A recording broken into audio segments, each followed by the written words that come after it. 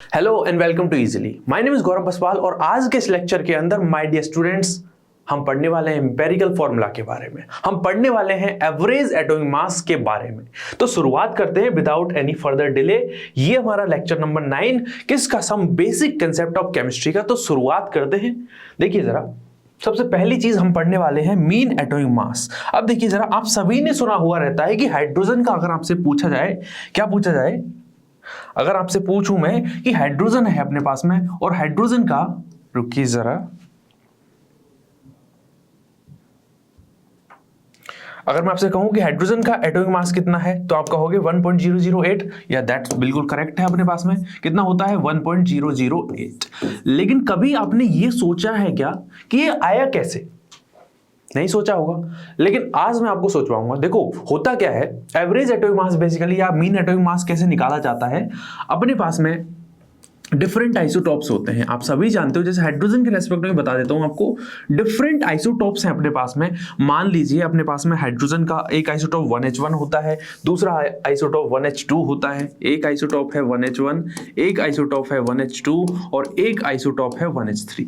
मान लीजिए हमारा जो 1H1 है वो किस, उसकी परसेंटेज नेचर में देखो, 1H1, 1H2, 1H3, क्या नेचर में तीनों सेम अमाउंट में मिलेंगे? बिल्कुल नहीं, ऐसा नहीं है। 1H1 सब ज्यादा मिलेगा, 1H3 क्या होता है, रेडियो एक्टिव होता है, और रेडियो एक्टिव होगा इसका मतलब नेचर में इसकी जो एग्जिस्टेंस है वो क्या होगी, बहुत ही कम होगी।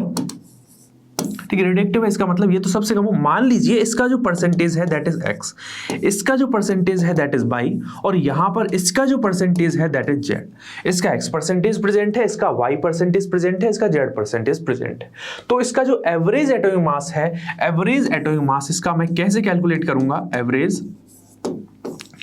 एटॉमिक मास बराबर कैसे निकालोगे, तो इसको जरा अपन अलग पेज पे ले लेते हैं कि एवरेज, या अभी तक आपने समझ लिया कि डिफरेंट अपने पास में क्या आइसोटॉप है। एवरेज एटॉमिक मास बराबर परसेंटेज ऑफ x इनटू इसका एटॉमिक मास। देखो जरा, एक होता है एटॉमिक मास जो कि है यहां पे, देखो कितना है, 1 है, यहां पर कितना है, 2 है, यहां पर 3 है, इतना तो पता होगा। ये Z यहां पर कितना 1 है, इसके अंदर कितना है 1 है, इसके अंदर कितना 1 है, लेकिन इनका एटॉमिक मास डिफरेंट है। इसका मतलब इसका 1 है, इसका 2 है, इसका 3 है। तो मुझे यहां पर इनका मीन एटॉमिक मास निकालना है, एवरेज निकालना है। तो वो कैसे निकालूंगा, इसकी परसेंटेज इंटू इसका मास, इसकी परसेंटेज इंटू इसका मास, इसकी परसेंटेज इंटू इसका मास। कुछ इस तरीके से हम यहां पर कैलकुलेट करेंगे मीन एटॉमिक मास को। तो देखिए जरा, हमने क्या किया, परसेंटेज ऑफ x इंटू क्या करना है, यहां पर अपने पास में इसका atomic mass plus percentage of y। अब मैं उस बात पे नहीं जा रहा हूं कि अपने पास में परसेंटेज ऑफ x कितना है, उस बात पे मैं बिल्कुल नहीं जा रहा हूं, है ना। तो सिंपली आपको क्या करना, percentage of x into 1 plus percentage of y into, आपने क्या किया 2 plus percentage of z into 3 divide by, अपने पास में क्या है, अपने पास में वैसे तो percentage of x plus percentage of y plus percentage of z, मतलब जितने भी आइसोटॉप है उनका परसेंटेज। और मुझे बताओ यार ये आएगा कितना, हमेशा 100% ही रहेगा। तो आप इसको डिवाइड बाई 100 भी कर सकते हो, ठीक है। तो इस तरीके से अपन यहाँ पे कैलकुलेट करते हैं। तो फाइनली अपने पास में जो वैल्यू आती है हाइड्रोजन का, जो मीन एटॉमिक मास होता है, mean atomic mass of hydrogen कितना बन के आ जाता है, 1.008। मीन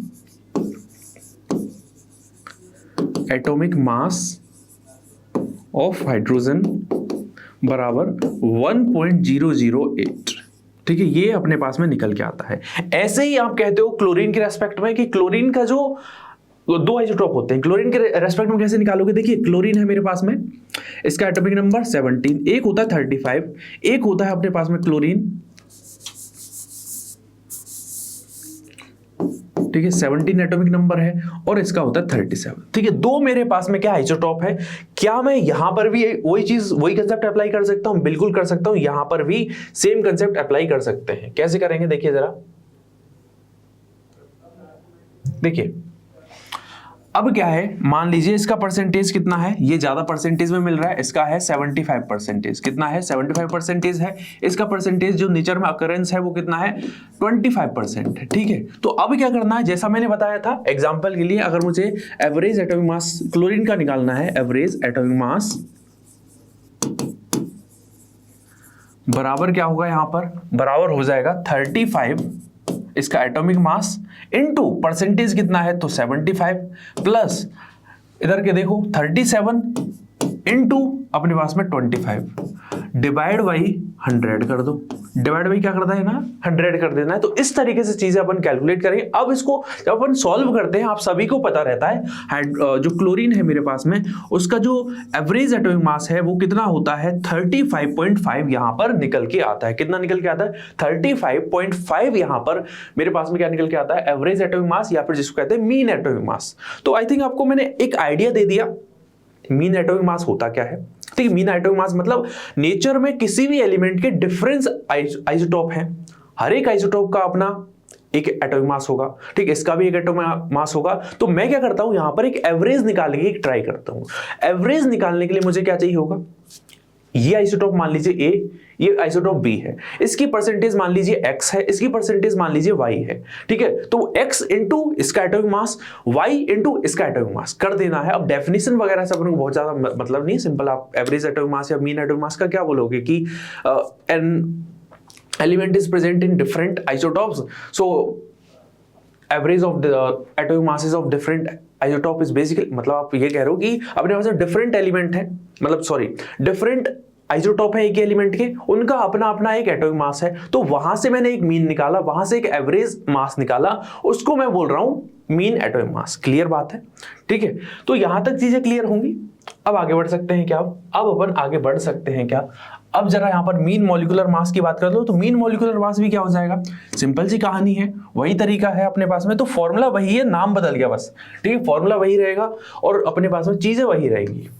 इसमें देखो वहां पर क्या था, एटॉमिक मास था। अब एटॉमिक मास आपने मीन निकाल लिया, उसको दोनों को जोड़ दे। ऐसे अगर मैं कहूं मेरे पास में क्या है H2O है, H2O है। अब देखो जरा हाइड्रोजन क्या रहेगा, हाइड्रोजन यहां पर 3 फॉर्म में रहेगा। 1H1 के अंदर भी है, 1H2 के अंदर होता है, 1H3 के अंदर भी होता है। हाँ एग्जैक्टली ऐसा ही होता है।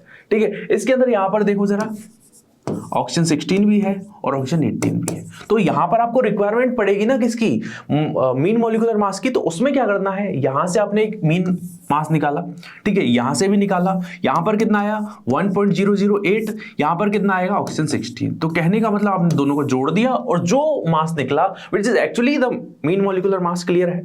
ऐसे आप डिफरेंट एग्जांपल ले सकते हो, अमोनिया का ले सकते हो, CO2 का ले सकते हो, H2SO4 का ले सकते हो। आप ले सकते हो एग्जांपल किस चीज का, ग्लूकोज का। तो डिफरेंट एग्जांपल्स ले सकते हैं।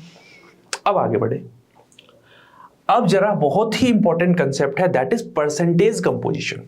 देखो एग्जांपल के लिए मैं वाटर का ही एग्जांपल ले लूं जरा। मेरे पास में क्या है, वाटर है, प्यारा सा हमारा वाटर मॉलिक्यूल है। अब मैं यहां पर परसेंटेज कंपोजिशन निकालना चाहता हूं हाइड्रोजन के रेस्पेक्ट में। मतलब सर कुछ समझ में नहीं आया। मैं ये जानना चाहता हूं कि इस H2 मॉलिक्यूल के अंदर वाटर का, जो वाटर का मॉलिक्यूल है उसके अंदर हाइड्रोजन का परसेंटेज कितना है। अब परसेंटेज मतलब इसका मास परसेंटेज कितना है भाई साहब। तो मास परसेंटेज अगर मुझे निकालना है, मतलब इस मॉलिक्यूल के अंदर इसका मतलब कुछ ना कुछ टोटल मॉलिक्यूलर मास होगा, टोटल इसका कुछ मास होगा मॉलिक्यूल का, उसमें कितना परसेंट, जैसे परसेंटेज निकालते हैं। परसेंटेज कैसे निकालते हैं, मान लीजिए हमारा एग्जाम 180 का हुआ है, उसमें से मेरे मार्क्स आए 165 है ना, इनटू 100 कर दोगे तो ये क्या आ गई, मेरी मार्क्स परसेंटेज आ गई। सिमिलरली हाइड्रोजन का मास कितना है और टोटल मॉलिक्यूल का मास कितना है, डिवाइड करोगे इनटू 100 करोगे, फाइनली जो वैल्यू निकल के आएगी उसको क्या बोला जाता है, परसेंटेज कंपोजिशन बोला जाता है। परसेंटेज कंपोजिशन, जिसको अपन मास परसेंटेज के टर्म में डिफाइन कर सकते हैं। कहने का मतलब अगर मैं इसको मास परसेंटेज के टर्म में डिफाइन करूं तो ये क्या होगा, इसका जो फॉर्मूला बन के आता है, फॉर्मूला क्या बन के आएगा, फॉर्मूला यहां पर बन के आएगा कि mass of one element in compound divide by molar mass आप कह सकते हो, या फिर आप मॉलिक्यूलर मास भी कह सकते हो। मोलर मास भी बोल सकते हो या फिर मॉलिक्यूलर मास बोल सकते हो। देखो बहुत अंडरस्टैंडेबल है चीजें, इसमें बहुत ज्यादा मैं आपको मतलब रॉकेट साइंस तो है नहीं, सिंपल सिंपल सी कहानी होगी। बिल्कुल जो कैलकुलेशन होती है ना बच्चों वाली कैलकुलेशन, उस तरह की कैलकुलेशन है। बहुत ही आप कहते हो जहां से केमिस्ट्री में इंटरेस्ट डेवलप होता है, उस तरह की चीजें हैं ये। ठीक है, तो बस एक बिल्कुल धैर्य रख के, बिल्कुल अपना पेशेंस रख के आप मेरे साथ में चलोगे तो अपन को केमिस्ट्री भाई साहब बहुत मजेदार लगेगी। ठीक है, बस सिंपल सिंपल सी कहानी है। क्या होगा, मास ऑफ वन एलिमेंट, अरे निकालना आता है? ये अगर निकालना आता है तो ये भी निकाल लोगे, सिंपल सी कहानी है। देखो मॉलिक्यूलर मास ऑफ कंपाउंड। अब देखो जरा एक एग्जांपल ले लेता हूं आपके सामने, एक एग्जांपल मैं रखता हूं। एग्जांपल के लिए मैं क्या लेता हूं, यहां पर ये एग्जांपल ले लो, H2O का ये एग्जांपल ले लो। मुझे निकालना है mass percentage of hydrogen, percentage of hydrogen निकालना है। तो कैसे निकालोगे, यहां पर देखो H2 यहां पर है, मतलब मेरे पास में 2 हाइड्रोजन है। एक हाइड्रोजन का मास कितना होता है, आप कहते हो 1 ग्राम, ठीक है, बहुत ही बढ़िया। तो मोलिकुलर मास मतलब इसका जो मोलर मास है वो कितना है, 1 ग्राम, ठीक है, एक का। लेकिन अगर मैं बात करूं यहां पर कितने हैं, 2 हैं, तो 1 इंटू क्या करोगे, 2 करोगे, डिवाइड बाई मॉलिक्यूलर का मास कितना है, यहां पर मॉलिक्यूलर मास कितना है, तो 18 ग्राम हो गया। तो यहां पर आपने 18 से डिवाइड कर दिया, तो रिजल्टेंट अपने पास में वैल्यू निकल के आएगी 2 divide by 18 is equal to 1 divide by 9। यहां तक चीजें क्लियर हैं क्या, 1 डिवाइड बाई 9 अपन को निकल के आ गया। अब इसको जरा कैलकुलेट करते हैं कि वैल्यू एग्जैक्टली कितनी निकल के आ रही है। इसको जरा कैलकुलेट करा जाए, कैलकुलेट करते हैं इस चीज को। तो क्या है अपने पास में 1 डिवाइड बाई 9 है, तो ये निकल के आ रहा है, इंटू 100 भी है साथ में, ठीक है, इज इक्वल टू 11.11। कितना है, 11.11% यहां पर वैल्यू है। क्लियर है क्या? अब जरा लगे हाथ ऑक्सीजन का भी निकाल ही लेते हैं, लगे हाथ ऑक्सीजन का भी निकाल लेते हैं। तो percentage of oxygen, percentage of oxygen कैसे निकालोगे, ऑक्सीजन का mass divide by total molecule का मास। तो ऑक्सीजन का मास कितना है, 16 है, डिवाइड बाय टोटल मॉलिक्यूल का मास कितना है, तो 18 इनटू क्या करना है, 100 करना है, क्योंकि परसेंटेज की बात चल रही है, फ्रैक्शन की बात चल रही है, तो नहीं करते। ओके, कितना निकल गया, अरे वैसे भी कर सकते थे, अब कर ही देते हैं, क्योंकि ऑक्सीजन यहाँ पर हाइड्रोजन है, इसका मतलब टोटल मास इस तरीके इन दोनों में क्या डिस्ट्रीब्यूट हो जाएगा। तो 16 divide by 18 is equal to 88.88। यहां पर वैल्यू निकल के आएगी अप्रोक्सीमेट, मतलब वैल्यू जो है और आगे बढ़ती हुई जाएगी 88 इस तरीके, और लास्ट में 9 आएगा, इसी तरीके ये भी चल रहा था, ठीक है। तो परसेंटेज यहां पर कुछ इस तरीके से निकल के आए। अब लगे हाथ हम ऐसा करते हैं, हमारे पास में अमोनिया मॉलिक्यूल भी है, अमोनिया मॉलिक्यूल भी है। अमोनिया मॉलिक्यूल के अंदर अगर मुझे परसेंटेज ऑफ नाइट्रोजन निकालना है, परसेंटेज ऑफ नाइट्रोजन निकालना है, मुझे परसेंटेज ऑफ हाइड्रोजन निकालना है, क्या हम निकालने में सक्षम हैं? निकालने में बिल्कुल सक्षम है। कैसे निकालोगे, देखो जरा, परसेंटेज ऑफ नाइट्रोजन, तो सबसे पहले मुझे इस मॉलिक्यूल का मास चाहिए होगा, कितना हो रहा है, 14 + 3 इज इक्वल टू 17 ग्राम, ठीक है। इसका मोलर मास कितना है, 17 ग्राम है। तो यहां पर देखिए जरा, 14/17 इंटू 100 इज इक्वल टू कितना निकल के आ रहा है, और यहां पर अपने पास में क्या है, 3 डिवाइड बाई 17 इंटू 100, यहां पर कितनी वैल्यू निकल के आए। तो इस तरीके से अपन परसेंटेज निकाल सकते हैं।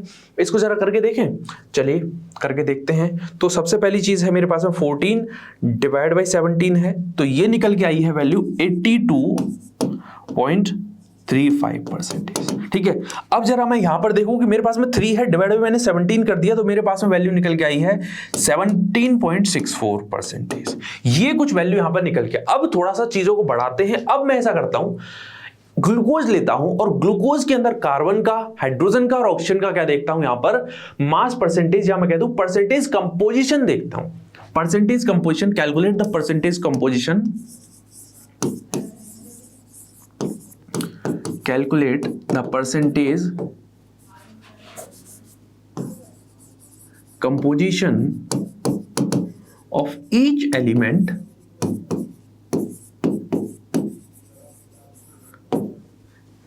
in glucose। अब देखिए जरा, हम जब परसेंटेज कंपोजिशन निकाल रहे हैं तो सबसे पहली चीज है हमको क्या पता होना चाहिए, इसका फॉर्मूला पता होना चाहिए।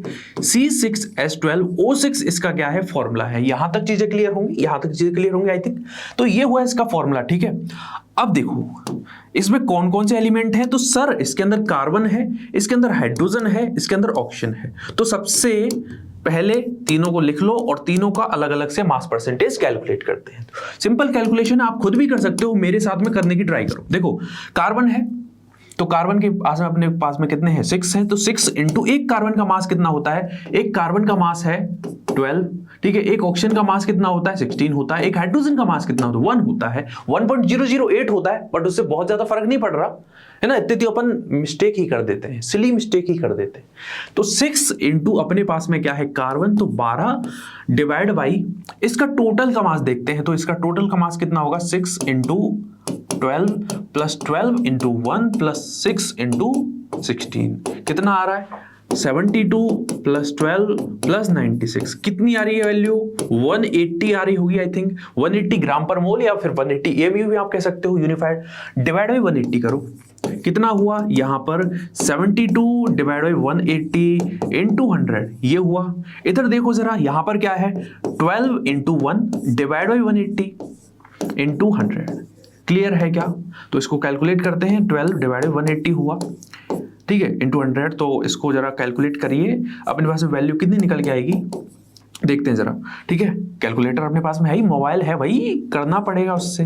6 इंटू 16 डिवाइड बाई 180 इंटू 100 बराबर कितना हुआ? तो देखिए जरा, एक चीज को मैं कैलकुलेट करता हूं, फिर अपन आंसर देखते हैं कि हमारा आंसर क्या क्या आना चाहिए। देखिए जरा, तो देखो सबसे पहले है 72 डिवाइड बाई 180, 72 डिवाइड बाई 180 इसका आया है 40%। कितना परसेंट आया है? 40% आया, मार्क्स देख रहा हूं, ठीक है। इसका देखो 12 डिवाइड बाई 180 कितना हुआ? 66 कितना है? सॉरी 6.66, सॉरी हाइड्रोजन का बहुत कम मास आएगा ना। 6.66 परसेंटेज इसका मास का आया। मास परसेंटेज कितना है? 6.66, ठीक है। यहां पर देखते हैं तो मेरे पास में कितना हुआ? 96 डिवाइड बाई 180 कितना हुआ? ये हुआ 53.33। अब देखो जरा, अब हो सकता है आपको कंफ्यूजन हो कि सर मैं तीनों चीजों को अगर जोड़ूं, मतलब percentage mass of hydrogen, percentage mass of oxygen, percentage of mass of carbon, तीनों को अगर मैं जोड़ता हूं, तीनों को मैं ऐड करता हूं, तो ये मास बराबर आना चाहिए। किसका मतलब? ये बेसिकली 100% होना चाहिए, ठीक है। 100% होता है या नहीं होता? देखो जरा, 100% हो रहा है नहीं हो रहा? देखो, सबसे पहली चीज है मेरे पास 53.33 प्लस 6.66 प्लस 40, तो मेरे पास में आया 99.99। इतना अपन वैल्यूज आगे जाएंगी ना, इसका मतलब थोड़ा सा अपन को अप्रोक्सीमेटली मान के चलना पड़ेगा। 99.99 यहां पर इसका परसेंटेज निकल के आ चुका। परसेंटेज मास कंपोजिशन कितना निकलेगा यहाँ पे? 99.99। तो इस तरह क्वेश्चन और भी किए जा सकते हैं, बट कंसेप्ट आपको ये समझना है कि ये कैलकुलेट कैसे करते हैं। सिंपल सी बात है, परसेंटेज आपको निकालना आता है, मार्क्स की परसेंटेज निकालना आता है, तो इसको भी कर लोगे। अगर जैसे मेरे पास में कोई भी मॉलिक्यूल है, उसमें किसी पर्टिकुलर मॉलिक्यूल का क्या पूछता है? परसेंटेज कंपोजिशन पूछता है। सिंपल सी कहानी है, मास परसेंटेज की चर्चा कर रहा है, ठीक है। अपना रॉकेट साइंस नहीं लगाना दिमाग की, परसेंटेज कंपोजिशन बोला है, कुछ मास वास तो बोला ही नहीं। ऐसा बिल्कुल कंफ्यूजन अपने दिमाग में नहीं रखना है। जब परसेंटेज कंपोजिशन बोल दिया मतलब वो मास परसेंटेज पूछ रहा है। आगे मैं बताऊंगा कि इसकी नीड क्या है, आगे मैं बताऊंगा इसकी नीड क्या है, बट उससे पहले चीजों को समझ लो, ठीक है। सिंपल सी बात है, परसेंटेज कंपोजिशन कैसे निकालना? मान लीजिए H2 मॉलिक्यूल में हाइड्रोजन का पूछ रहा है, तो हाइड्रोजन का मास उस मॉलिक्यूल के अंदर कितना है डिवाइड बाय टोटल मॉलिक्यूल का मास कितना है। क्लियर हुआ? ऐसे ही मैं अमोनिया के अंदर देखूं तो अमोनिया के अंदर नाइट्रोजन का मास कितना है डिवाइड बाय अमोनिया का मास कितना है, it will equal to percentage composition of nitrogen. ऐसे ही यहां पर अपन ने चर्चा कर ली। क्लियर होगी सारी चीजें? यहां तक चीजें क्लियर होंगी। अब जरा आगे बढ़ते हैं। देखिए जरा, percentage composition of carbon by mole in methane is. तो देखिए जरा, मतलब पर मोल की बात चल रही है। पर मोल अगर मेरे पास में 1 मोल मीथेन है, उसके अंदर परसेंटेज कंपोजिशन ऑफ क्या है? कार्बन, ठीक है। तो अपने पास में मीथेन मतलब CH4। अब इसके अंदर कार्बन का परसेंटेज अगर मैं जानना चाहूं तो कार्बन का मास कितना है इसके अंदर? एक ही है, एक ही एटम, इसका मतलब 12 डिवाइड बाई इस मॉलिक्यूल का मास कितना हो गया? 16 हो गया, 16 हो गया। इसका मतलब डिवाइड बाई 16 इंटू 100 मैंने किया। तो कैसे कैलकुलेट करोगे? यहाँ पर ये 3 टाइम कट हो गया, 4 टाइम कट हो गया, 3/4। इसका मतलब रिजल्टेंट ये 75% निकल के आ रहा है क्या? 75% निकल के आ रहा है क्या? नहीं, 75 के आसपास है। 3 डिवाइड 4, हाँ बिल्कुल 75 आएगा। और हाइड्रोजन का कितना हो जाएगा परसेंटेज? हाइड्रोजन बराबर 4 डिवाइड बाई 16, मतलब ये तो 25% हो गया, 4 टाइम कट हो गया, तो ये बचा अपने पास में 25%। तो इसमें सही आंसर क्या होगा हमारा? 75% इज द राइट आंसर। यहां तक चीजें क्लियर हैं क्या? यहां तक चीजें क्लियर हैं क्या? यहां तक चीजें हमको क्लियर हैं या नहीं? अब इस क्वेश्चन को करेंगे, बट उससे पहले अपन कंसेप्ट को समझे, फिर अपन क्वेश्चन पे कूदेंगे। अब देखो, एक चीज मैंने आपको कही थी कि क्या आपको पता है परसेंटेज कंपोजिशन क्यों निकाला जाता है? उसका नीड क्या है? इसका बिल्कुल नीड है। इसका नीड होता है, परसेंटेज कंपोजिशन अगर आपको दे रखा है तो आप आसानी से निकाल सकते हो empirical formula. But empirical formula है क्या सर? तो एम्पिरिकल फॉर्मूला बेसिकली, जैसे अगर मैं बात करूं, मेरे पास में C6H12O6 है, ये इसका क्या है? मॉलिक्यूलर मास है। C6H12O6 यहां पर क्या है? मेरे पास में एक मॉलिक्यूल है। C6H12O6 इज अ मॉलिक्यूल, ठीक है। अब मैं यहां पर यह बात जानना चाहता हूं कि इस मॉलिक्यूल के अंदर बेसिकली देखो एक्चुअल नंबर ऑफ एटम्स कितने हैं, ठीक है, और दूसरी तरफ होता है कि simplest ratio of the atoms, ठीक है। तो simplest whole number ratio of the atoms यहां पर देखा जाए, simplest whole number ratio of the atom अगर यहां पर देखना चाहूं मैं तो कैसे देखूंगा? देखिए, सॉरी, C6H12O6 ये है मेरा ग्लूकोज मॉलिक्यूल। इसके रेस्पेक्ट में चीजों को समझते हैं। एक तो है इसके अंदर, देखो इसके अंदर 6 कार्बन है, 12 हाइड्रोजन है, 6 ऑक्सीजन है। तो इसके अंदर एक्चुअल नंबर ऑफ एटम्स कितने हैं, ठीक है, वो यहां पर हो गया इसका मॉलिक्यूलर मतलब फॉर्मूला, ठीक है। दूसरी तरफ जो एम्पिरिकल फॉर्मूला होता है ये होता है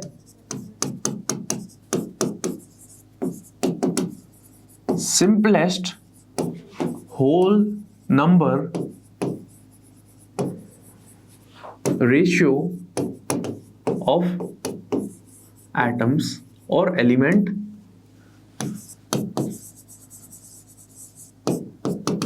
इन अ कंपाउंड।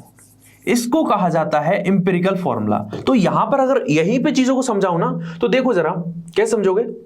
अगर मैं यहां पे बात करता हूं तो यहां पर कार्बन है, यहां पर हाइड्रोजन है, यहां पर ऑक्सीजन है, ठीक है, ये चीजें क्लियर हैं। कितने कार्बन है? 6 कार्बन है, 12 हाइड्रोजन है और यहां पर 6। तो इनका जो रेशियो है 6, 12, 6, ये बेसिकली क्या हो गया इनका मॉलिक्यूलर फॉर्मूला। मॉलिक्यूलर फॉर्मूला दिख गया।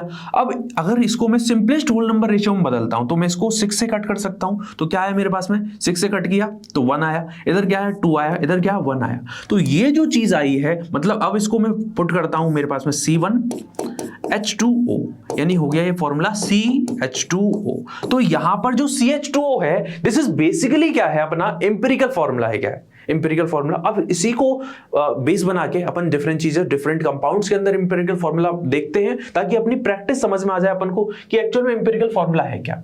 ठीक है, तो शुरुआत करते हैं। हाँ, तो देखते हैं अपने पास में C6H6। तो सबसे पहले ये तो इसका हो गया मॉलिक्यूलर फॉर्मूला, ठीक है।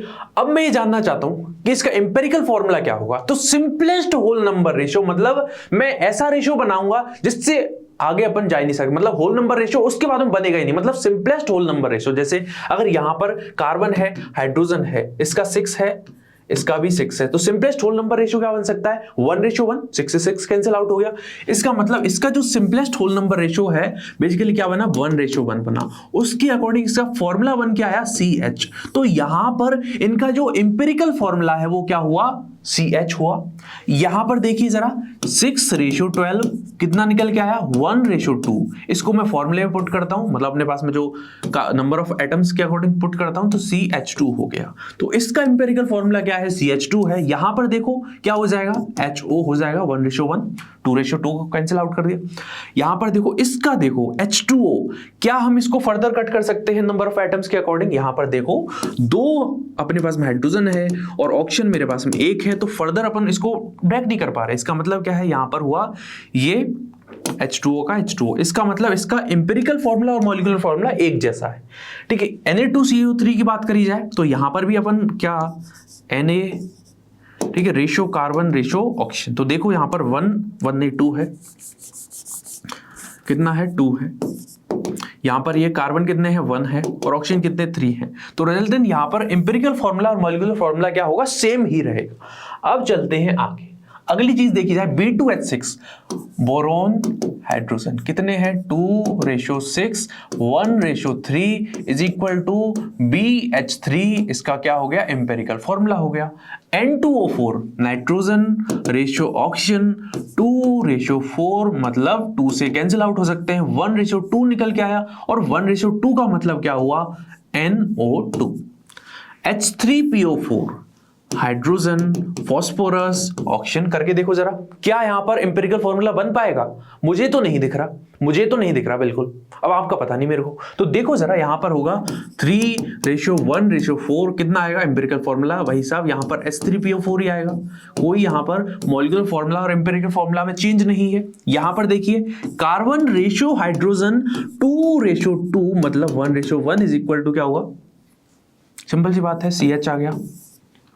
Fe2O3 क्या बनेगा? एम्पिरिकल फॉर्मूला, मॉलिक्यूलर फॉर्मूला एक जैसा ही रहेगा। कैसा रहेगा? एक जैसा ही रहेगा। अब देखिए कमाल का रिलेशन होता है।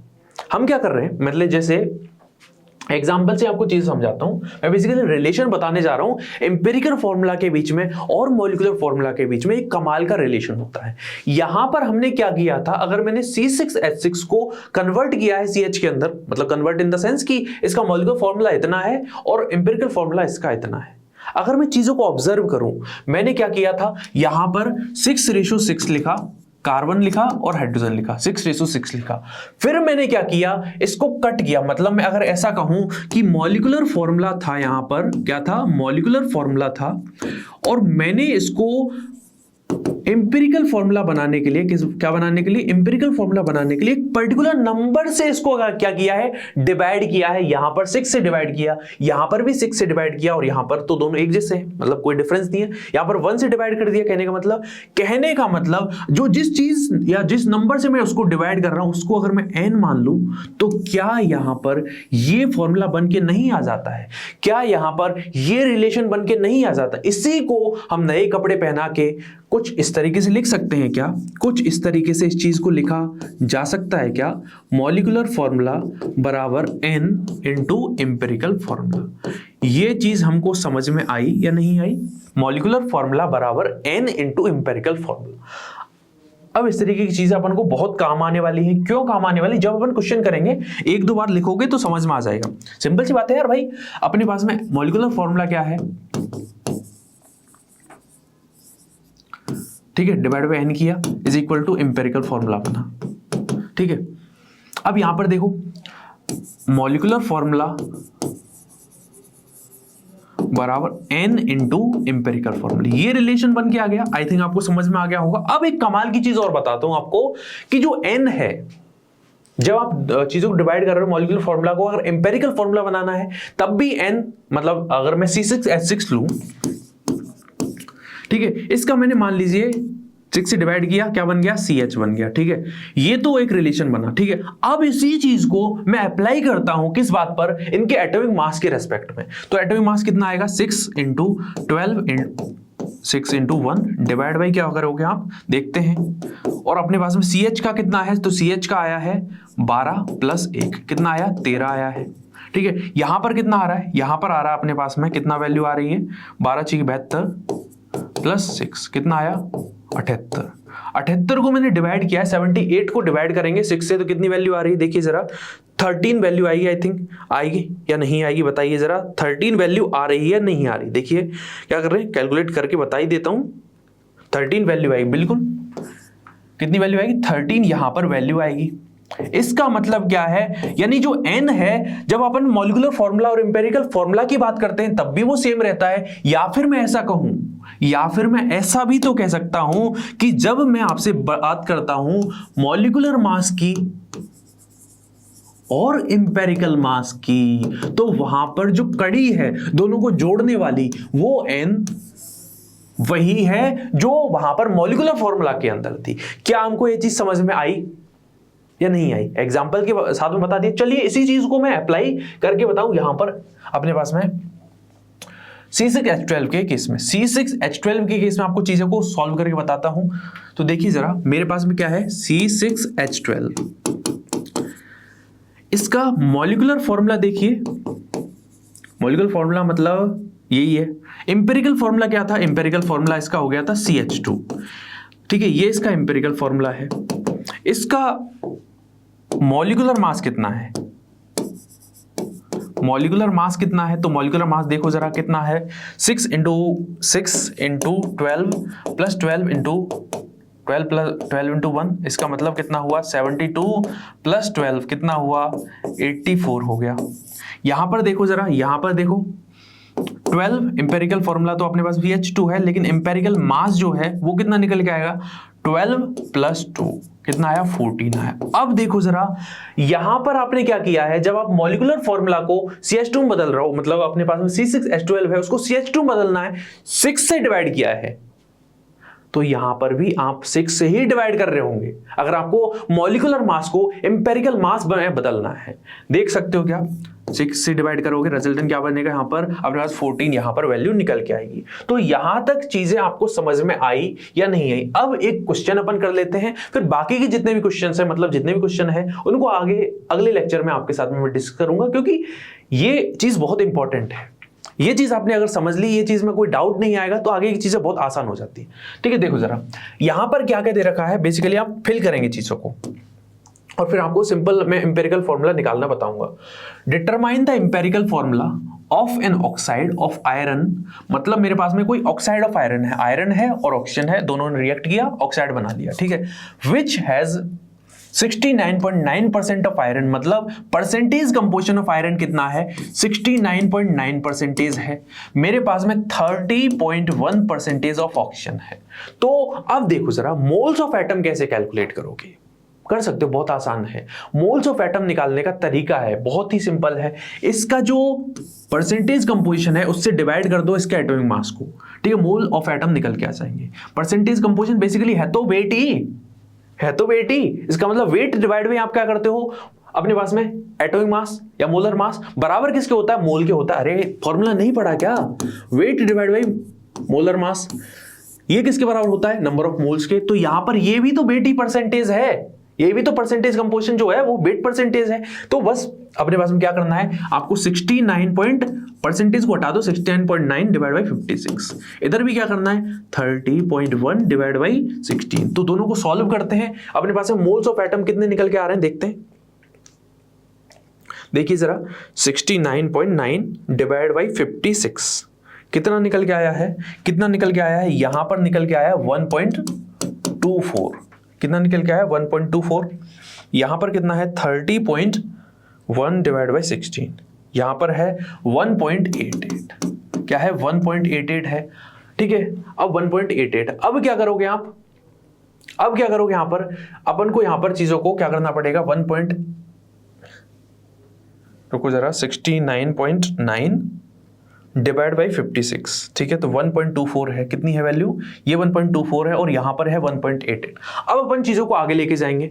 तो अब क्या करना है, मोल रेशो निकालना है। मोल रेशो निकालने के लिए सिंपल आपको रेशो निकालना है। ठीक है, देखो कैसे 1.25 अगर इसको लिख लूं मैं, ठीक है, रेशो क्या करोगे 1.88, इसको जरा सॉल्व करते हैं, मतलब 1.25 अपॉन 1.88 है, तो यहां पर अपन को क्या करना पड़ेगा 1.88 से डिवाइड कर दो, इधर 1.88 से डिवाइड कर दो, तो मेरे पास में या फिर ऐसा करते हैं छोटी नंबर से डिवाइड करते हैं। कहने का मतलब क्या है, छोटी नंबर से अगर मैं डिवाइड करूं 1.25, रेशियो क्या है 1.25, ठीक है, यहां पर क्या है 1.88, रेशियो 1.25 है। कहने का मतलब ये जो वैल्यू है वो कितनी आई 1 आ गई, और ये जो वैल्यू है 1.5 आएगी। इसका मतलब अब मुझे इसको सिंपलेस्ट होल नंबर बनाना है, तो कैसे बनाऊंगा, डबल कर देता हूं, यहां पर 2 आ गई, यहां पर 3 आ गई, यहां पर 2 आ चुकी, यहां पर 3 आ चुकी, मतलब आयरन आ चुके हैं 2 और ऑक्सीजन आ चुकी है 3, मतलब फॉर्मूला क्या बन जाएगा Fe2O3। इसी तरीके के क्वेश्चन है जो आपको करना है, बाकी कोई अगर नहीं भी होता है तो इसको मैं अगली क्लास में आपको सॉल्व करा दूंगा। तो यहां पे